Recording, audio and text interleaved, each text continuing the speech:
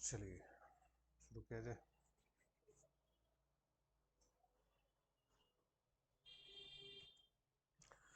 तो good evening to all of you.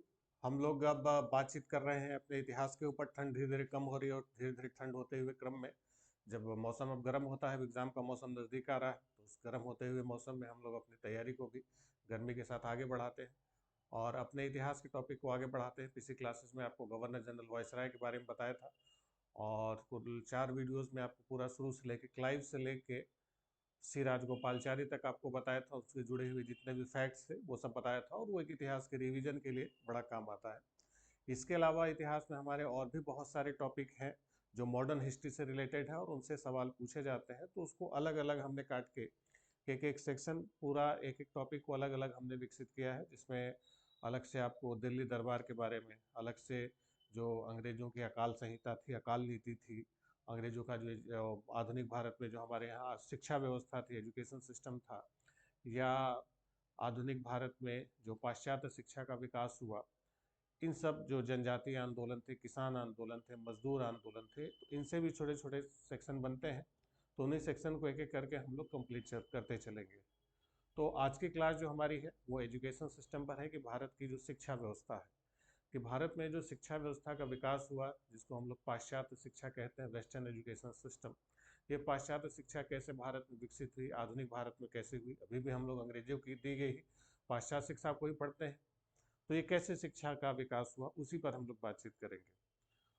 आधुनिक भारत में जो शिक्षा का हम लोग विकास देखते हैं, इसकी शुरुआत बहुत धीमी गति से हुई और ये भी विदेशी यूरोपीय कारणों से, यूरोपीय के अंग्रेजों के ही कारण से शुरू हुई थी। हुआ ये था कि अंग्रेजों के ठीक पहले भारत में जो मध्यकालीन इतिहास था, तो पहले दिल्ली सल्तनत था, उसके बाद फिर मुगल आ गए। तो दिल्ली सल्तनत और मुगल में इस्लामिक राज्य था और इस्लाम में अरबी फारसी साहित्य का बोलबाला था। तो भारत में जनरली जो शिक्षा व्यवस्था थी उसमें अरबी साहित्य ही सबसे ज़्यादा चल रहा था, अरबी फारसी साहित्य ही सबसे ज़्यादा चल रहा था। संस्कृत साहित्य भी था, लेकिन क्योंकि शासक वर्ग हमारा मुसलमानों का था ज़्यादातर, तो शासक वर्ग का संरक्षण जिसे मिलेगा वो ज़्यादा फलेगा फूलेगा। तो शासक वर्ग का संरक्षण अरबी फारसी को थोड़ा ज़्यादा था, तो इसलिए अरबी फारसी और बाद में फिर उर्दू का विकास ठीक ठाक हुआ। ठीक। लेकिन जो संस्कृत जो हमारी थी, प्राचीन जो भारत की भाषा थी, वो भी समाप्त नहीं हो पाई, क्योंकि संस्कृत मूलतः जो संस्कृत प्रारंभिक विद्यालय थे, जो प्राथमिक रूप से जो छोटे छोटे अनुदानों पर चलते थे, निजी प्रयासों से चलते थे, कुछ शासकों ने भी संस्कृत को आगे बढ़ाया, तो वही संस्कृत व्यवस्था। लेकिन वो जो शिक्षा व्यवस्था थी, चाहे संस्कृत की थी चाहे अरबी फारसी की थी, ये प्राथमिक स्तर पर ही थी, प्राइमरी लेवल पर। प्राथमिक पाठशालाएं हुआ करती थी जिसमें बच्चे प्रारंभिक चीज़ें पढ़ते थे। ये जो इस एजुकेशन सिस्टम का हम फॉर्मेट देखते हैं अभी के दौर में, अभी के दौर में जो एजुकेशन सिस्टम का हम फॉर्मेट देखते हैं कि बेसिक एजुकेशन होता है, प्राइमरी एजुकेशन है, बेसिक है, मिडिल क्लास का है, फिर हायर सेकेंडरी है, फिर इसके बाद ग्रेजुएशन आ जाता है, मास्टर्स डिग्री आ जाती है, पीएचडी की डिग्री आ जाती है। तो ये सब एक पूरे हायरार्की बनी हुई, पूरा एक सिस्टम बना हुआ है। तो इस टाइप का सिस्टम उस समय नहीं हुआ करता था। हालांकि प्राचीन काल में ये डिग्री वाली व्यवस्था हुआ करती थी कि जब हर्षवर्धन के समय में बाणाभट्ट हर्षवर्धन के समय जब ह्वेन भारत आया, तो ह्वेन ने भारत की शिक्षा व्यवस्था की काफ़ी तारीफ की और उसने नालंदा विश्वविद्यालय की व्यवस्था बताई कि कैसे वहाँ पर शिक्षा व्यवस्था होती थी, कैसे वहाँ पर छात्र पढ़ते थे, शिक्षक पढ़ते थे, लाइब्रेरी कैसी थी, वो पूरी व्यवस्थाएं उसने बताई। लेकिन वो पूर्व मध्य तक ही भारत में सीमित रहा। मुस्लिम आक्रमण के बाद वो सारी चीज़ें ध्वस्त हो जाती हैं, जो बड़े बड़े हमारे शिक्षा के केंद्र थे वो सब ध्वस्त हो जाते हैं, उसकी जगह अरबी फारसी चलती रही। लेकिन वो भी केवल प्राइमरी एजुकेशन लेवल तक ही था। और इस्लामिक शिक्षा भी जो चली वो भी प्राथमिक लेवल पर ही रहा, बहुत ऊंचा ऊपर तक ये नहीं जा पाया था। तो जो आधुनिक काल में हम लोग देखते हैं, हम लोग का जो मुख्य फोकस है वो आधुनिक काल पर है, मॉडर्न जो इरा है। तो इसमें हमारी जो शिक्षा व्यवस्था कैसे विकसित हुई, कैसे इसमें धीरे धीरे करके हम आगे बढ़े, इस पर हम लोग चर्चा करेंगे विस्तार से। तो शुरुआत करते हैं आज का टॉपिक। आज का टॉपिक क्या है? आधुनिक भारत में पाश्चात्य शिक्षा का विकास, वेस्टर्न एजुकेशन सिस्टम जिसको हम लोग बोलते हैं, ये कैसे विकसित हुआ। तो देखिए, इसकी शुरुआत हम लोग देखते हैं कि जिस समय अंग्रेजों का शासन, आधुनिक काल हम लोग कब से मान रहे हैं कि जब से प्लासी की लड़ाई हुई और प्लासी की लड़ाई के बाद अंग्रेजों ने बंगाल पर कब्जा कर लिया, वहीं से ब्रिटिश एरा माना जाता है, ब्रिटिश युग की शुरुआत वहीं से मानी जाती है। तो जब प्लासी की लड़ाई के बाद बंगाल का शासन अंग्रेजों ने लिया, तो उस समय उच्चतर शिक्षा और मदरसों में संस्कृत, फारसी और अरबी के अध्ययन तक सीमित थी। बस अरबी, फारसी, संस्कृत, इससे ज्यादा कुछ नहीं थी। प्राथमिक शिक्षा पाठशाला और मकतबों में दी जाती थी। मकतब मतलब वही प्राइमरी स्कूल। ठीक। ब्रिटिश सरकार ने भी अंग्रेजी या किसी भी तरीके की शिक्षा के विकास में कोई उनकी दिलचस्पी नहीं थी। अंग्रेजों की दिलचस्पी भारत में किस चीज में थी? व्यापार में थी, ट्रेड में थी। वो भारत से फायदा कमाना चाहते थे। तो जब भारत से फायदा कमाना चाहते थे, जब फायदा होगा बस उसी को वो देखते थे। एजुकेशन सिस्टम पर कोई इनका ध्यान नहीं गया। सबसे पहले आपको गवर्नर जनरल जब बता रहे थे, बताया था कि भारत में सबसे करप्ट गवर्नर जनरलों में वॉरेन हेस्टिंग्स था। तो वॉरेन हेस्टिंग्स बहुत करप्ट था, बेईमान टाइप का था, लेकिन शिक्षा के क्षेत्र में उसने शुरुआत उसने की थी।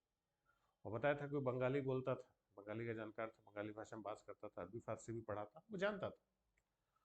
तो एक तरीके से कहा जाए कि पाश्चात्य शिक्षा का जो शुरुआत होता है भारत में, या किस जो हम लोग एजुकेशन सिस्टम की शुरुआत, वो वॉरेन हेस्टिंग्स के ज़माने से ही हम लोग देखते हैं। वॉरेन हेस्टिंग्स ने ही शुरुआत की थी। हालांकि उसका योगदान अच्छा नहीं माना जाता, लेकिन एजुकेशन के क्षेत्र में हम वॉरेन हेस्टिंग्स को मान सकते हैं।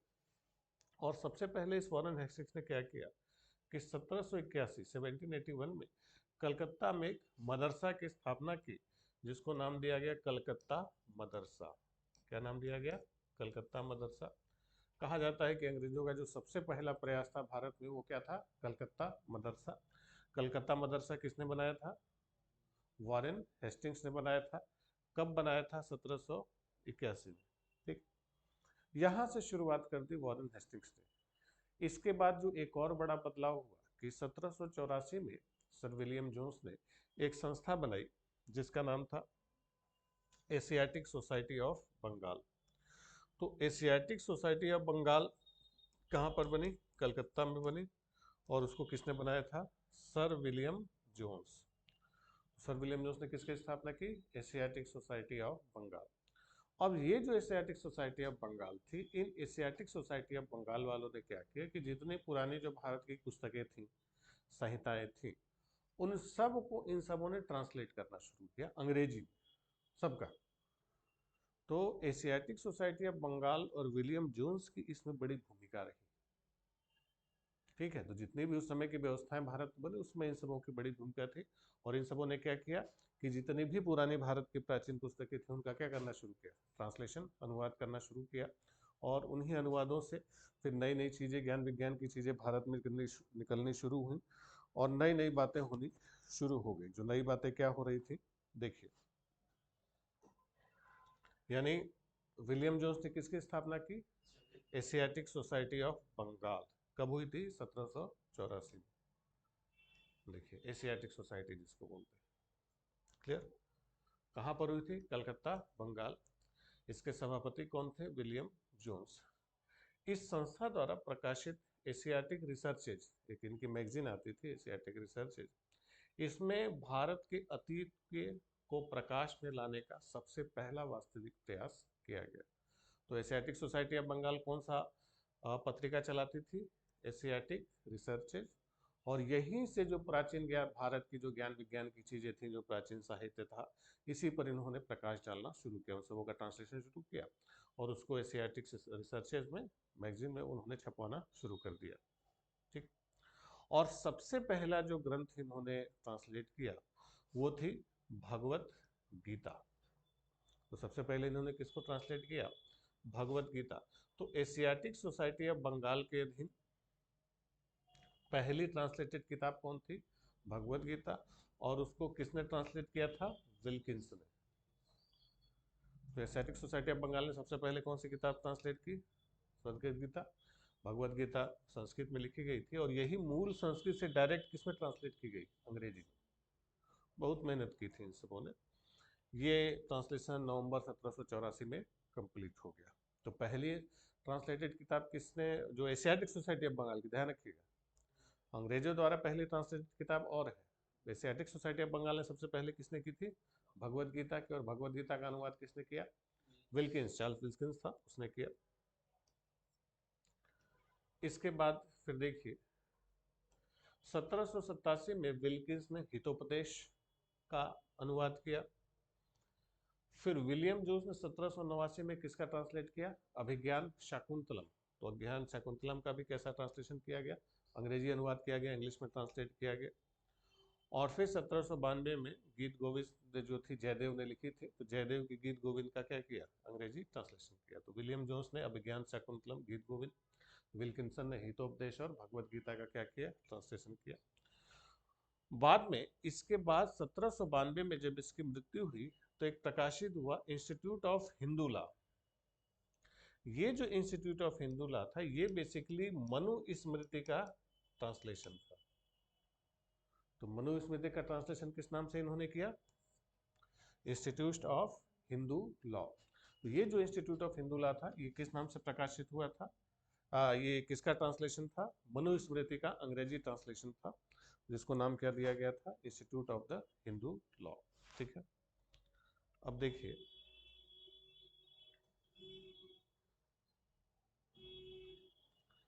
ये आपको बता रहे थे कि एशियाटिक सोसाइटी ऑफ बंगाल ने सबसे पहले कौन सी किताब ट्रांसलेट की थी, भगवत गीता। लेकिन पहली भारतीय किताब जो सीधे सीधे संस्कृत से अंग्रेजी में ट्रांसलेट की गई वो कौन सा था, मनुस्मृति था। इसका अनुवाद कब हो गया था, 1776 में, और किस कोड ऑफ जेंटुलॉज के नाम से इन्होंने कर दिया था। फिर बाद में जैसे बताया कि वॉरेन हेस्टिंग्स ने जब कलकत्ता मदरसा की स्थापना की, तो कलकत्ता मदरसा की स्थापना के बाद बनारस के जो ब्रिटिश रेजिडेंट थे जोनाथन डंकन, तो इसी जोनाथन डंकन ने 1792 में एक संस्कृत विद्यालय की स्थापना की। अभी भी है, कमच्छा में आप जाएंगे तो अभी भी ये संस्कृत विद्यालय है। तो संस्कृत विद्यालय की स्थापना किसने की थी, जोनाथन डंकन ने। जोनाथन डंकन कौन था, बनारस का ब्रिटिश रेजिडेंट था, इसी ने स्थापना की। फिर सबसे पहले एक ब्रिटिश अफसर था जेम्स ग्रांट, उसने विचार दिया कि भारतीयों को इंग्लिश एजुकेशन, अंग्रेजी शिक्षा सिखाने के लिए पूरी एक सीरीज तैयार की जाए, स्कूलों की, विश्वविद्यालयों की, सब पूरी श्रृंखला बनाई जाए ताकि भारतीयों को क्या क्या सिखाया जा सके, अंग्रेजी। तो देखिए अंग्रेजी सिखाने के लिए स्कूलों का जाल बिछा देने का विचार सबसे पहले कंपनी के एक सिविल सर्वेंट किसके मन में आया, चार्ल्स ग्रांट। ये बड़ा महत्वपूर्ण है कि चार्ल्स ग्रांट ने ही आइडिया दिया था कि भारत में क्या किया जाए, पूरा स्कूल का जाल बिछा दिया जाए ताकि अंग्रेजी शिक्षा भारतीयों को दी जा सके। ठीक, 1792 में उसने observation of the state of society among the Asiatic subjects of great Britain, इस नाम से एक पुस्तिका लिखी। किसने, चार्ल्स ग्रांट ने। कौन सी पुस्तिका लिखी, observation on the states of society among the Asiatic subjects of great Britain, यानी ग्रेट ब्रिटेन की एशियाई प्रजा की सामाजिक स्थिति पर एक टिप्पणी लिखी। ठीक, उसी ने शिक्षा के प्रचार के लिए, जैस ग्रांट ने ही बताया कि सबसे उचित माध्यम भारत में क्या हो सकता है, अंग्रेजी ही हो सकता है। इसीलिए भारत में आधुनिक शिक्षा का जन्मदाता किसको माना जाता है, ग्रांट को माना जाता है। तो भारत में अंग्रेजी आधुनिक शिक्षा का जन्मदाता किसको माना जाता है, चार्ल्स ग्रांट को माना जाता है। ठीक, क्योंकि इसी ने कहा था कि पूरे हमें स्कूलों का जाल बिछा देना चाहिए ताकि भारतीयों में अंग्रेजी शिक्षा का प्रचार प्रसार हम कर सकें। ठीक,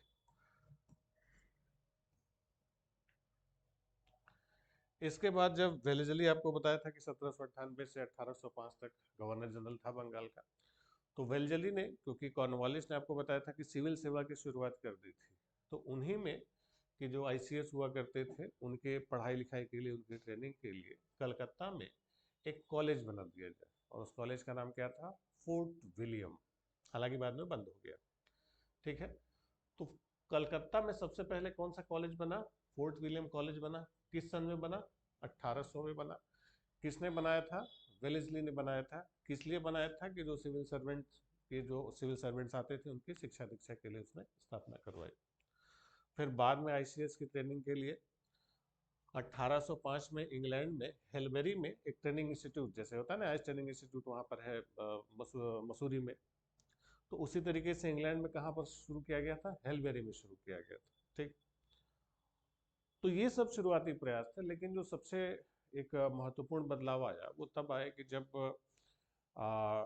ब्रिटिश सरकार ने ईस्ट इंडिया कंपनी को 1813 का चार्टर एक्ट पास किया। हुआ ये था कि जैसे जैसे कंपनी का भारत में विस्तार होता जा रहा था, तो कंपनी को भारत में नियंत्रण करने के लिए, रेवेन्यू वसूलने के लिए लोगों की जरूरत थी, तो वो ब्रिटिश लोगों को लेके आते थे, भारत में भर्ती करते थे। तो ब्रिटिश सरकार का कहना था कि भाई सारे भारतीयों को, अरे सारे अंग्रेजों को ब्रिटेन से इंडिया पहुंचा दोगे तो वहां कौन रहेगा।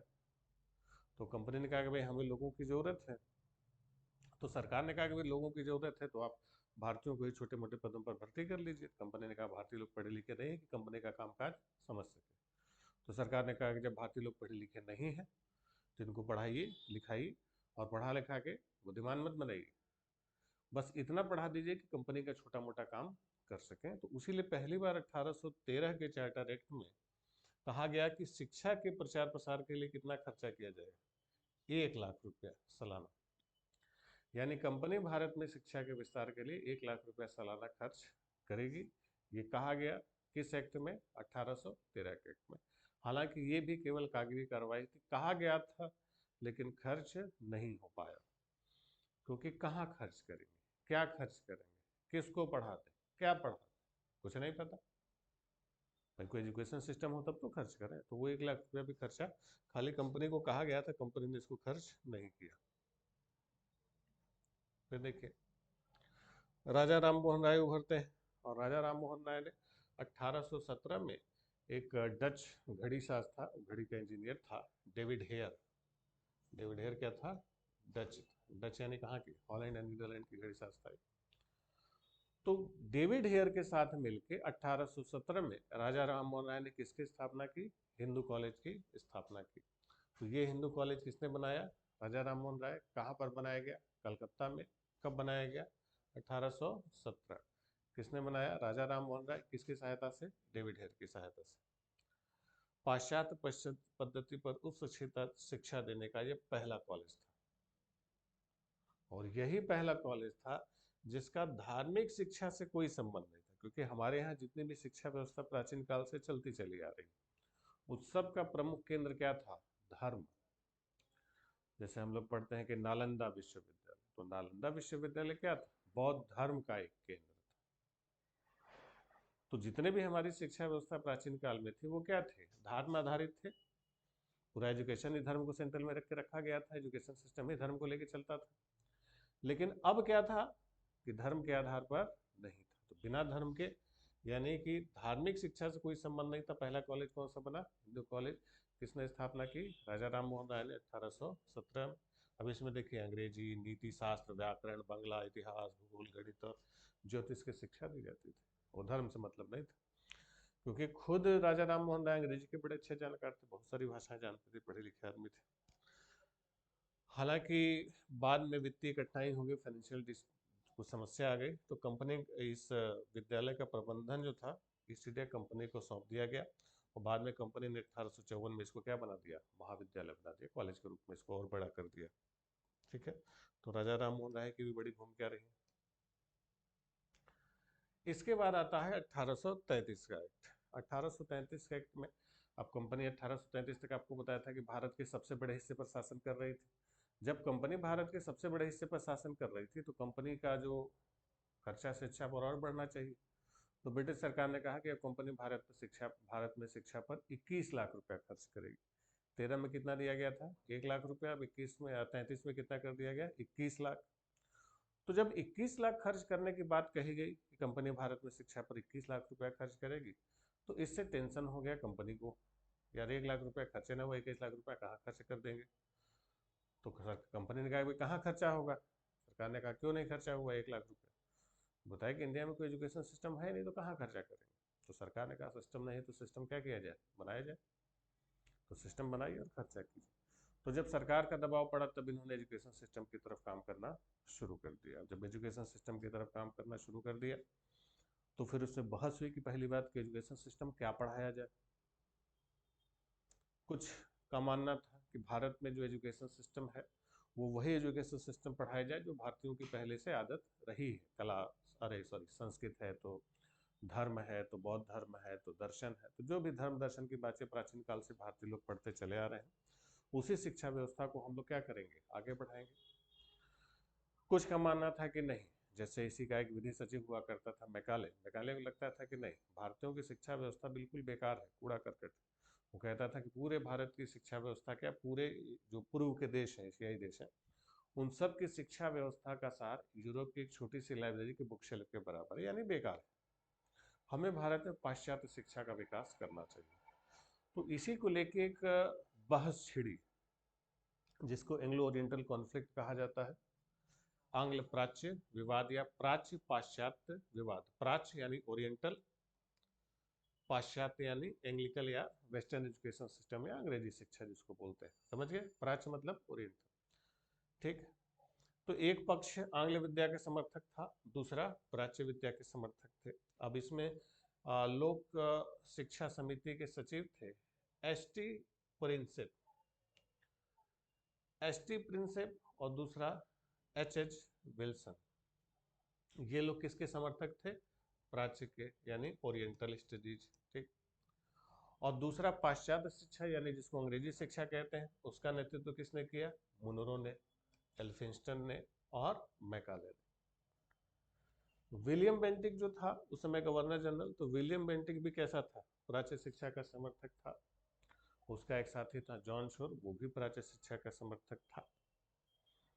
मैकाले भारतीयों में पाश्चात्य शिक्षा के साथ, प्रचार के साथ एक ऐसे समूह का निर्माण करना चाहता था जो रंग और रक्त से क्या हो? भारतीय हो, लेकिन विचारों, रुचि और बुद्धि से क्या हो? अंग्रेज। यानी हम एक ऐसी शिक्षा व्यवस्था विकसित करने जा रहे हैं जिसको पढ़ के ये भारतीय लोग रंग रूप से भारतीय होंगे, लेकिन विचार से क्या होंगे? अंग्रेज होंगे।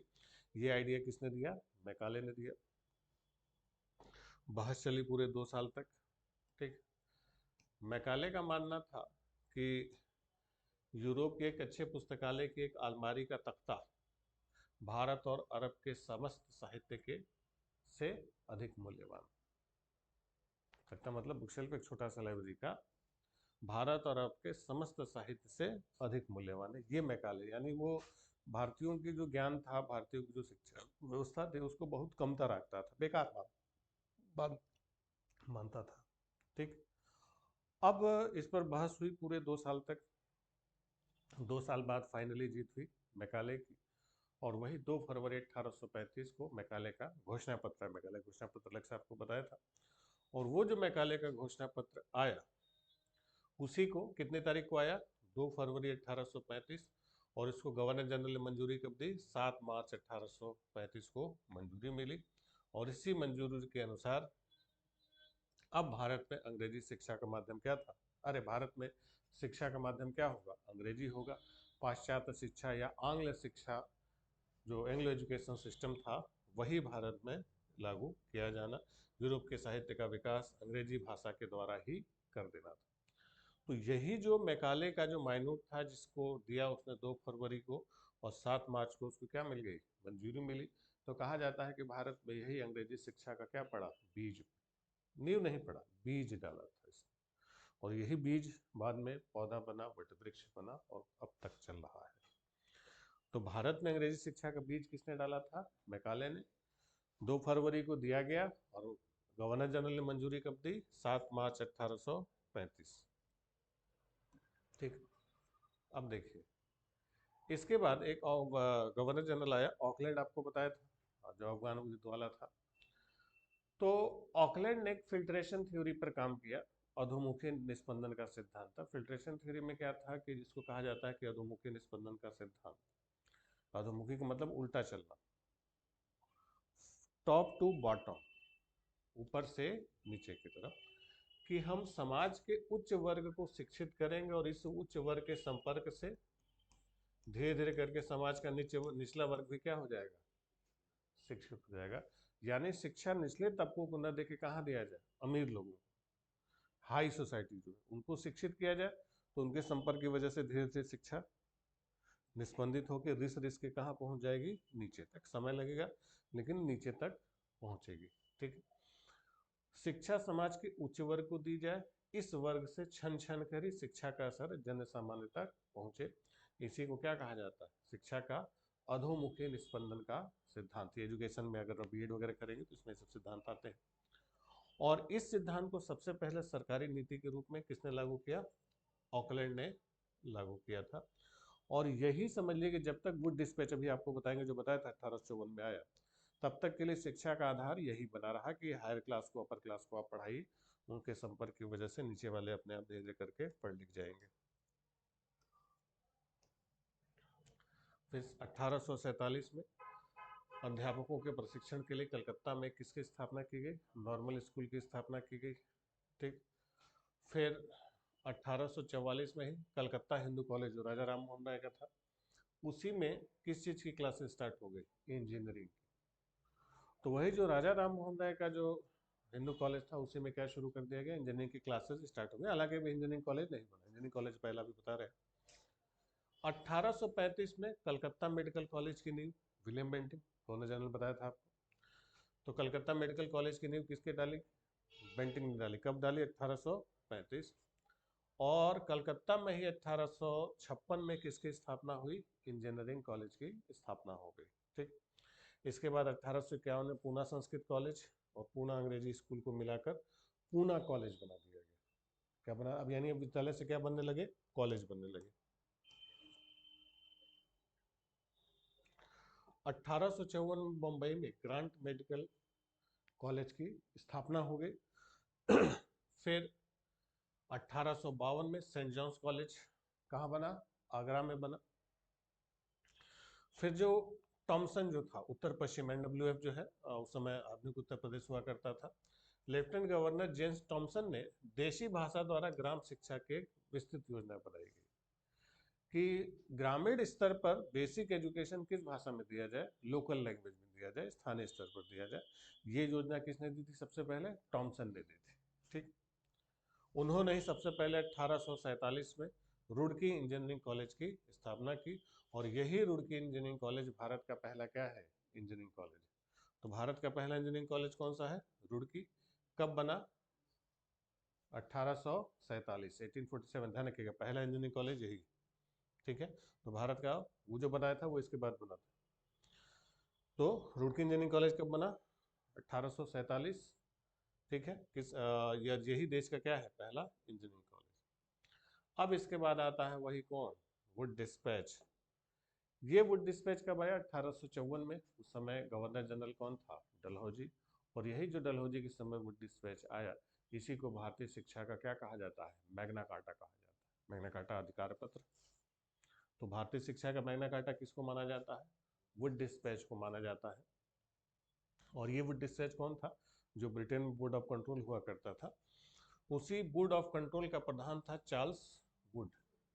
उसी ने 19 जुलाई 1854 को भारतीय शिक्षा पर एक व्यापक योजना प्रस्तुत की, जिसे कहा गया वुड डिस्पैच। और इसे वुड डिस्पैच को भारतीय शिक्षा का क्या माना जाता है?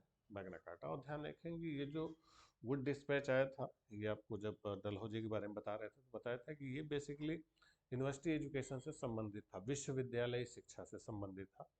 और उसी के आधार बताया था, बाद में कैनिंग के समय 3 यूनिवर्सिटीज की स्थापना कर दी गई थी। ठीक है। तो वो कौन लाया? Charles Woods. ठीक। ये वुड डिस्पैच बड़ा इंपॉर्टेंट है हमारे शिक्षा के इतिहास में, एक बहुत बड़ा टर्निंग पॉइंट साबित होता है, खासतौर पर हायर एजुकेशन कॉलेजेस में, कि हर प्रेसिडेंसी में, हर प्रांत में एक एक क्या हो? कॉलेज। ठीक है। और इसमें यही था कि पाश्चात्य शिक्षा के सरकार अपना क्या बना ले? उद्देश्य बनाए। दूसरे इसमें था कि उच्च शिक्षा को अंग्रेजी भाषा के माध्यम से दिए जाने पर बल दिया गया, परंतु साथ ही देसी भाषा के विकास को भी महत्व दिया, कि जो हायर एजुकेशन है, उच्च शिक्षा है, वो किस भाषा में दी जाएगी? अंग्रेजी में। और बाकी जो मातृभाषाएं हैं, जो लोकल लैंग्वेज है, उसको भी प्रचार प्रसार किया जाए। देखिए, ग्राम स्तर पर देशी भाषा के माध्यम से अध्ययन करने के लिए प्राथमिक पाठशालाएं स्थापित की जाए, और उनसे ऊपर जिला स्तर पर एंग्लो वर्नाक्युलर हाई स्कूल और फिर संबंधित कॉलेज। तो ये इसने एक पैटर्न ड्रॉ कर दिया। तो इसीलिए वुड डिस्पैच को मैग्ना कार्टा कहा जाता है। कॉलेज, स्कूल, सबके बारे में उसने एक पैटर्न ड्रॉ कर दिया। क्या कहा? फिर से समझिए। ग्राम स्तर पर किस भाषा में होगा? देसी भाषा में। कहा कैसे विद्यालय बनाए जाएंगे? प्राइमरी पाठशालाएं।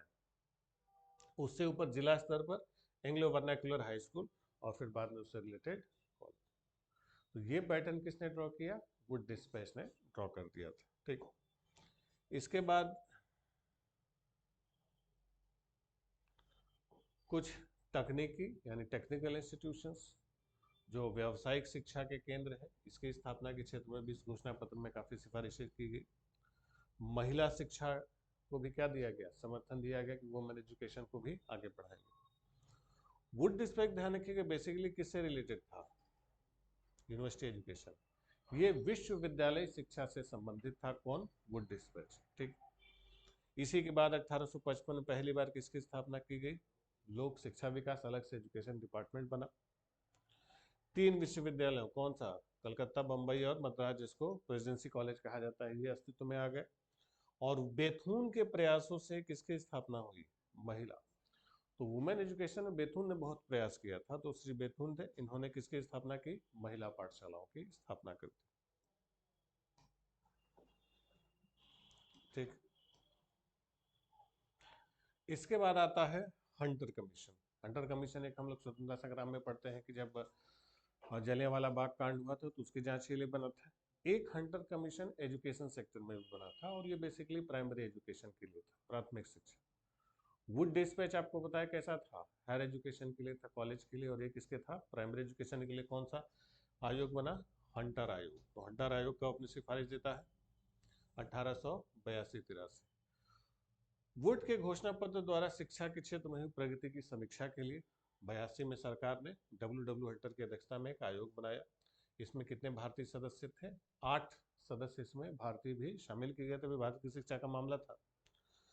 हालांकि इस आयोग को कहां तक सीमित रखा गया?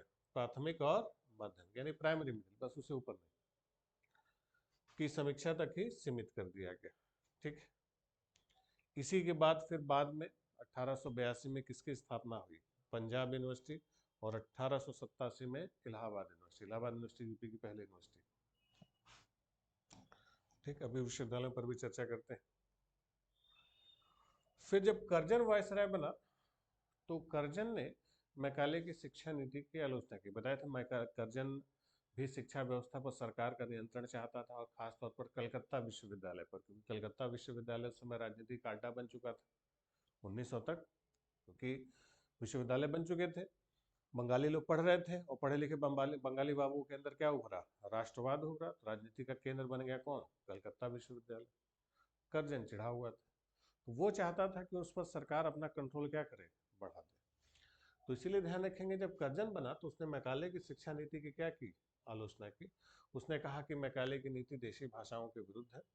अपने शासनकाल में उसने गुण और दक्षता के नाम पर विश्वविद्यालयों पर सरकार का नियंत्रण बहुत क्या कर दिया? कड़ा कर दिया, क्योंकि सरकार के अनुदान पर चलना है, सरकार पूरा कंट्रोल करेगी। ठीक है।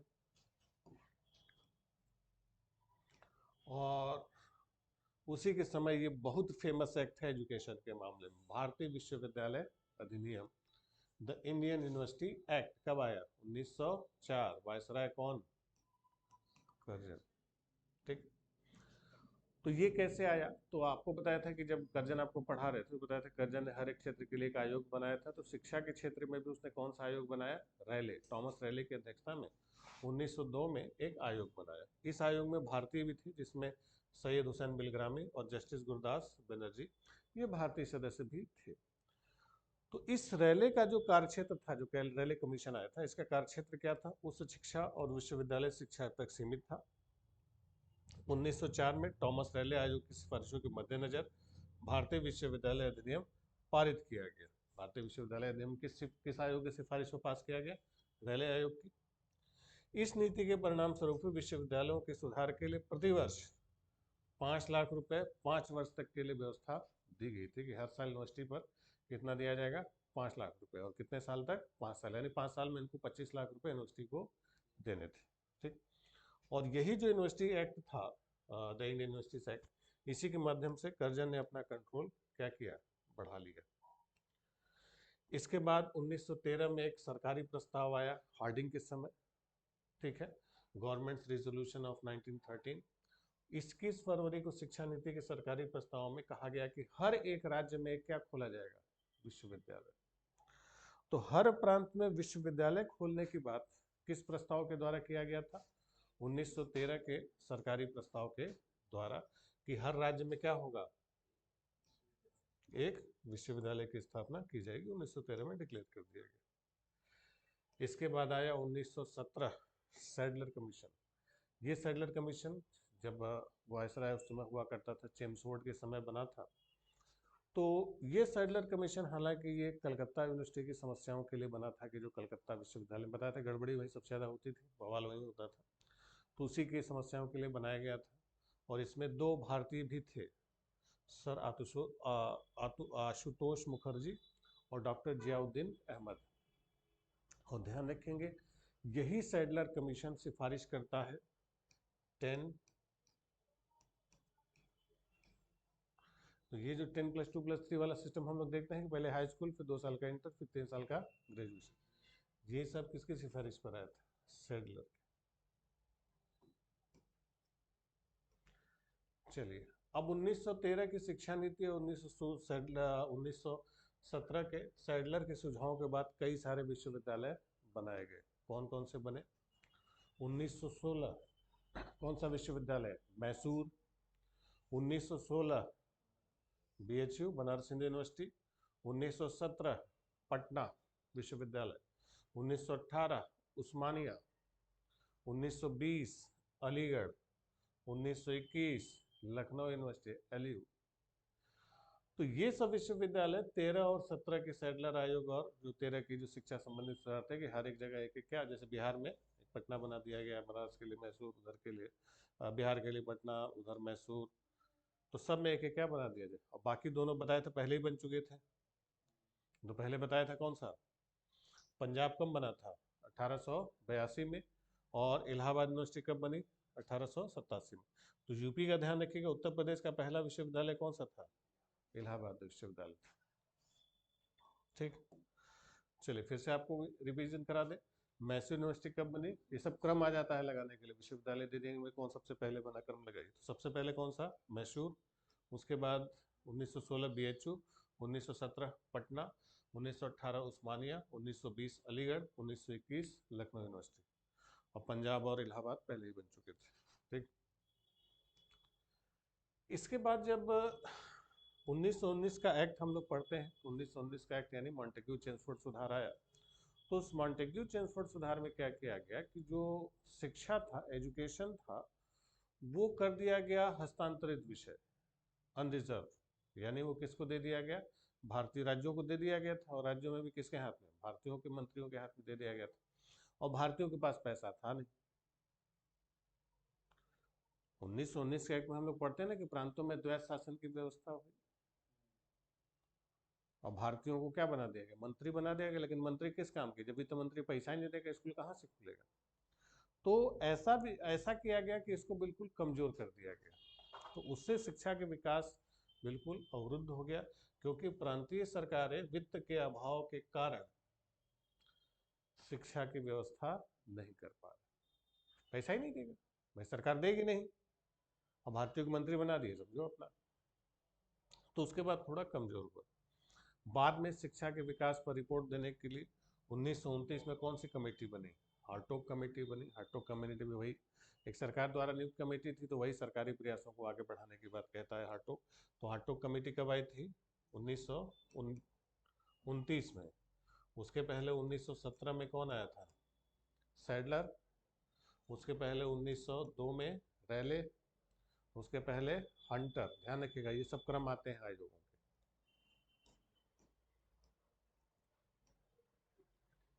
इसके बाद गांधी जी के ही सलाह पर मौलिक शिक्षा की एक वर्धा योजना आती है। और उस वर्धा योजना को किसने तैयार किया था? डॉक्टर जाकिर हुसैन ने। 1937 में आती है कौन सी शिक्षा की? वर्धा योजना। किसने तैयार किया? डॉक्टर जाकिर हुसैन, गांधी जी के कहने पर तैयार करते हैं। तो इसी पर 1937 में गांधी जी ने, उनका जो एक मैगजीन चलता था हरिजन, तो हरिजन के अंक में शिक्षा पर एक योजना उन्होंने प्रस्तुत की। इस योजना का मूलभूत सिद्धांत था हस्त उत्पादक कार्य, कि जो हस्तकला थी, भारत के जो कुटीर उद्योग थे, उन्हीं को बढ़ावा देते हुए ऐसी शिक्षा दिशा व्यवस्थित की जाए कि जिससे हस्तकला और बाकी चीजें विकसित हो। इसके अंतर्गत विद्यार्थी को मातृभाषा में कितने वर्ष तक? 7 वर्ष तक विद्याध्ययन करवाया जाता था। किंतु द्वितीय विश्व युद्ध और मंत्रिमंडलों के रिजाइन के बाद फिर ये मामला नहीं चल पाया। कांग्रेस सरकारें बनी थी, उनका ये था कि भाई सरकारें हमारी जहाँ जहाँ है वहाँ पर शिक्षा की वर्धा व्यवस्था लागू की जाए। लेकिन वर्ल्ड वार शुरू हो गया और कांग्रेस सरकारों ने क्या किया? रिजाइन कर दिया। तो ये वर्धा सिस्टम भी नहीं चल पाया। इसके बाद आती है 1944 सार्जेंट। तो सार्जेंट प्लान कब आया? 1944। इसमें केंद्रीय शिक्षा सलाहकार बोर्ड ने 1944 में एक राष्ट्रीय शिक्षा योजना तैयार की। इसमें मुख्य बात क्या थी कि 6 से 11 वर्ष तक की आयु के बच्चों के लिए निःशुल्क और अनिवार्य शिक्षा की व्यवस्था कर दी गई। कितने से कितने साल? 6 से 11 साल। ठीक है, तो बच्चों के लिए निःशुल्क शिक्षा सरकार देगी।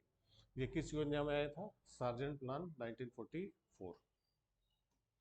इसके बाद भारत स्वतंत्र होता है और स्वतंत्रता के बाद एक कमीशन बनाया जाता है, राधा कृष्णन आयोग। राधा कृष्णन बहुत बड़े शिक्षाविद थे, 1948-49। तो ये जो राधा कृष्णन आयोग बना था, ये स्वतंत्रता के बाद कौन सी शिक्षा, यूनिवर्सिटी एजुकेशन के लिए बनाया गया था, राधा कृष्णन कमीशन। और इसमें कहा गया था कि विश्वविद्यालय की डिग्री कोर्स से पूर्व 12 वर्ष की स्कूली शिक्षा होनी चाहिए। वही कि जब यूनिवर्सिटी में हम लोग जाते हैं उसके पहले हम लोग 12 साल क्या होते हैं, 10+2, 12 साल तक हम लोग पढ़ चुके होते हैं। कहाँ पर? स्कूल में। शिक्षा को किस लिस्ट में शामिल किया जाए? Concurrent list. कंकरेंट लिस्ट यानी ऐसा क्षेत्र हो जिस पर केंद्र और राज्य दोनों। पहले क्या था कि शिक्षा राज्य सूची का विषय था, तो राज्यों के पास पैसा होता नहीं था, राज्य खर्चा करेंगे नहीं, केंद्र अपने ऊपर बोझ लेता नहीं था, तो उन्होंने कहा कि कंकरेंट लिस्ट में डाल दो, दोनों काम करेंगे। ठीक। और इसी राधा कृष्णन आयोग की सिफारिशों पर किसकी स्थापना हुई? यूजीसी। कि भाई केंद्र सरकार ग्रांट देगी, तो उसी के लिए किसकी स्थापना की गई? यूनिवर्सिटी ग्रांट कमीशन, विश्वविद्यालय अनुदान आयोग। तो यूजीसी की स्थापना कब की गई? 1953 में। भारत सरकार ने राधा कृष्णन आयोग की सिफारिशों को क्रियान्वित करते हुए 1953 में एक स्वायत्त निकाय, और अभी तक ये यूजीसी चल रही है। तो किस कमेटी की सिफारिशों पर यूजीसी की स्थापना की गई थी? राधा कृष्णन कमेटी की सिफारिशों पर। ठीक है, चलिए। इसके बाद कोठारी आयोग आया 1964 से 66 तक।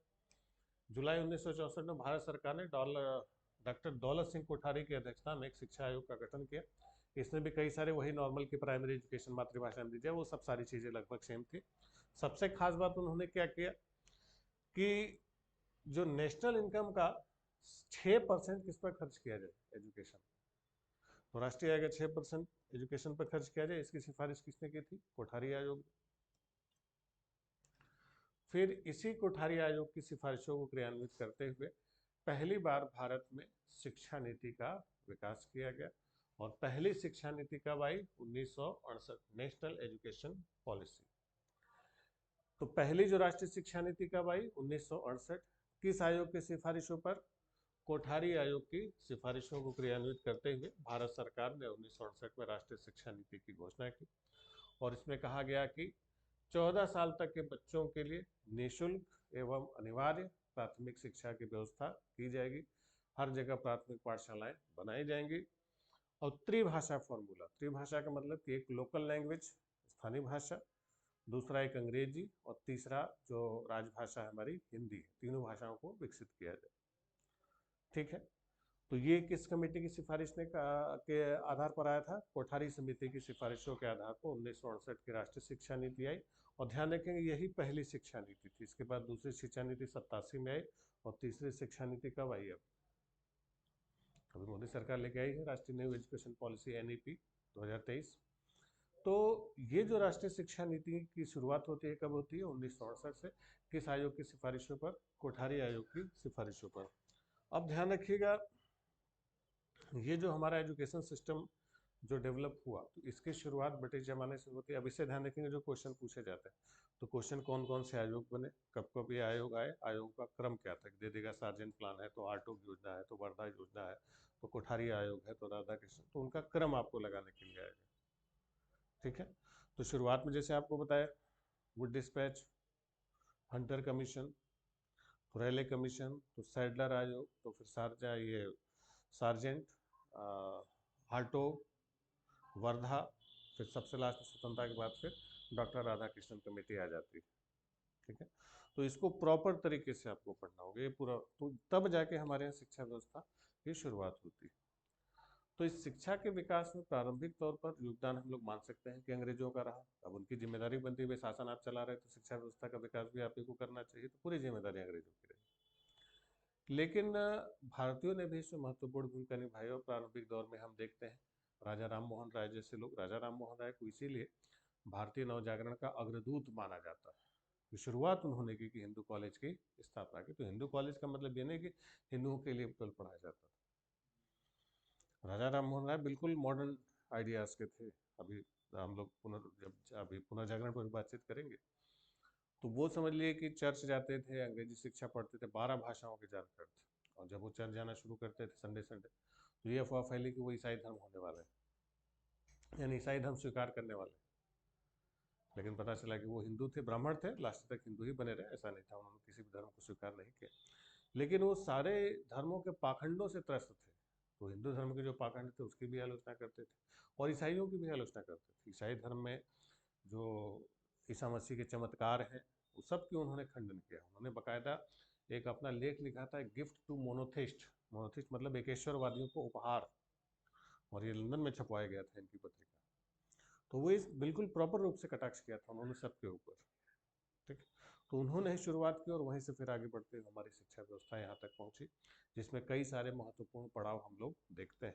जिसमें एक तो हम लोग देखते हैं मैकाले का घोषणा पत्र 1835। कॉलेज की यूनिवर्सिटी की शिक्षा के लिए कौन आधार तैयार करता है? Wood dispatch.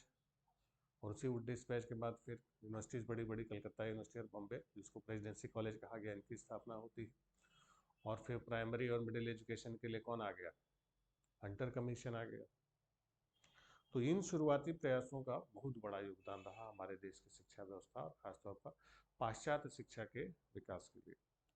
भारत में शिक्षा व्यवस्था की कुछ समस्याएं भी हैं, रही है, क्योंकि हमारे यहाँ देश में डाइवर्सिटी बहुत ज़्यादा है, विविधता, अलग अलग क्षेत्रों में अलग अलग भाषाएं हैं। तो शिक्षा का माध्यम क्या हो? कुछ ने कहा हिंदी। जैसे आपने सुना होगा कि मध्य प्रदेश में कॉलेज में मेडिकल की पढ़ाई भी हिंदी में शुरू करा दी गई। लेकिन समस्या है कि हिंदी भारत में सर्वमान्य भाषा नहीं है, सब जगह नहीं बोली जाती। हिंदी में भी बहुत वैरायटी।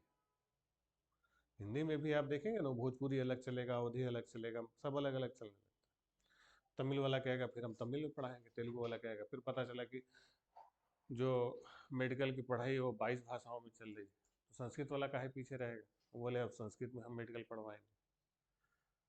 तो फिर अब एक आदमी कहाँ कहाँ पढ़ेगा, क्या क्या पढ़ेगा? तो कन्फ्यूजन होगी ना कि तमिलनाडु का कोई डॉक्टर दवाई लिख दिया यहाँ पर, पढ़ ही नहीं पाएगा पर्चा यहाँ का। यहाँ वाला कोई साउथ गया, वो हिंदी में लिख दिया, वहाँ सब तमिल पढ़ रहे हैं, तमिल वाला तेलुगु वाला नहीं पढ़ेगा।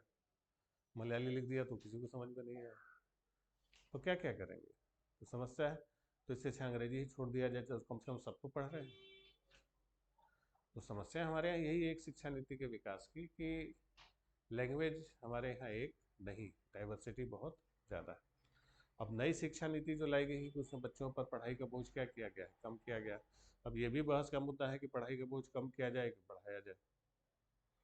पहले तो होता था कि बच्चे कुछ फेल होते तो डर के मारे पढ़ भी लेते थे, अब तो पढ़ते भी नहीं हैं सब। अब सोचिए 8वीं तक बच्चे फेल ही नहीं होते, अब हाई स्कूल का बोर्ड भी अब हटा रहे हैं धीरे धीरे करके। तो दबाव अब क्या हो रहा है? कम हो रहा है। तो दबाव कम होने से शिक्षा व्यवस्था पर व्यापक सुधार होगा कि गड्ढे में चली जाएगी?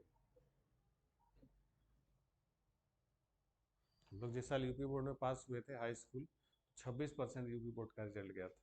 26% बच्चे पास हुए थे। 74% बच्चे फेल। इंटरमीडिएट में 16.5-17% रिजल्ट आया था, 83% फेल।